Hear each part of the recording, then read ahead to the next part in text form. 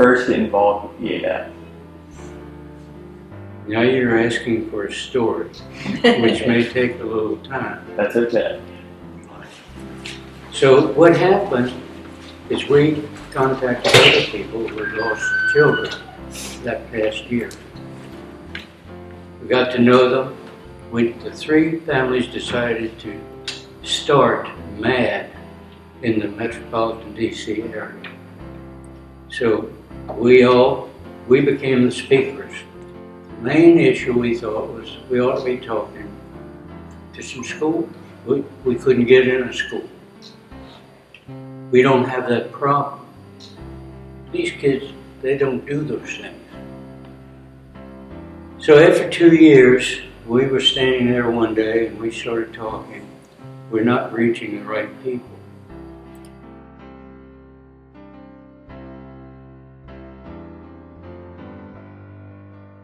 She called and said, Mr. Wheeler, the Department of Education in Richmond is getting a group together to try to decide on something that they can do for the kids of the state. So she said, I shouldn't go. I think you ought to go. And we didn't know each other, hardly at all. But the call was wonderful. So attended, they had a luncheon on the 11th floor at the Department of Education building. The person at the left, whoever was in charge, and I don't remember today because it was 35 years ago. What, so-and-so, why are you here? And it wasn't until my daughter was killed that I was moved. And I told them all about it, and I said, that's why I'm here. Well, what they did, they didn't know what they wanted to do, but they began to realize where we're going. And what they did is they set up 3 different little groups.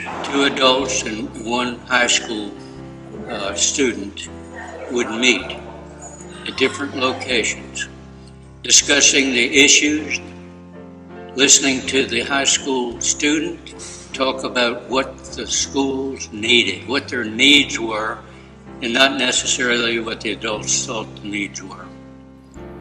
Then at that point, they set up a program that we were meeting. Have you ever heard of Graves Mountain?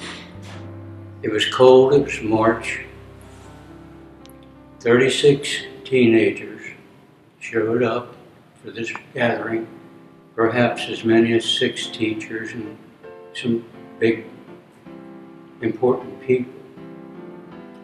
And it was a couple of meeting places, and they had teachers there and laid out a basic program. Billy and I were there, and after dinner they had a program. And we put on, my wife and I did a presentation on the particular situation that our family had been in November 1921, 21st of 1981. And at that time, the kids were standing in front of us, listening to us as we shared the information. We had a 15-minute film, we had 15 minutes of slides, and a 15-minute presentation on pain, grief, and tears. We sort of get very emotional each time we would tell that story. But what materialized after that? When we went back home, everyone went home. We took 2 of them back into Fairfax, drove them home. But you know what happened? 1 week later, 8 days, 8 kids called us. They had already made the decision and got the approval for us to come and speak at their schools. That's amazing. But that's not just the amazing, is they would tell others. And for 17 years, we went to 580 some schools. But those kids made the difference. That basically started YADAP. Not us, but all these people had set it up. It was so beautiful the way it took place. Then this one teacher that had been there was putting on part of the presentation teaching these kids. She took over. And then from there on in, she was like a director putting a program, and it began to grow with numbers. If you were telling someone about YADAP for the first time, what would you say? You have 15 minutes to shut me up, because I'm going to tell you the world. We sat in the auditorium and watch them all come in, sign up, and things of that nature.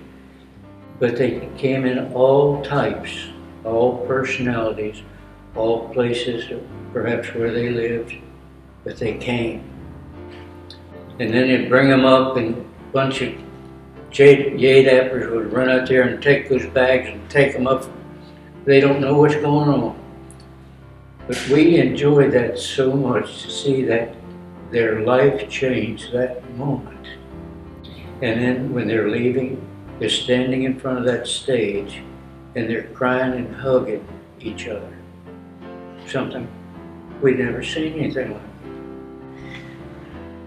There are principles that are being taught by the adults who do come, who has given us each year a new lease on life of how to think positive, of how to change our lives into more of a positive way.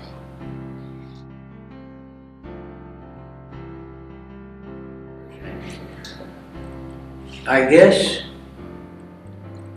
there are so many individuals that we have met that have such changed lives, improvement, and to find people that come in here that will spend 20, 24 years every year to come in here and take their summer and build characters, beautiful characters in these kids. I guess that's my favorite. And they come in here by their choice. Nobody begs them. And they're all just lovely, wonderful people dedicating their lives to these other kids. That's my best. And we also take away the love of the adults who bring them. Their sponsors, their teachers, their social counselors, whomever, mothers who bring them. We see the love coming out of them that changes the students, and they're going back with them. And we remind them, these are the people who love and care about you, the adults.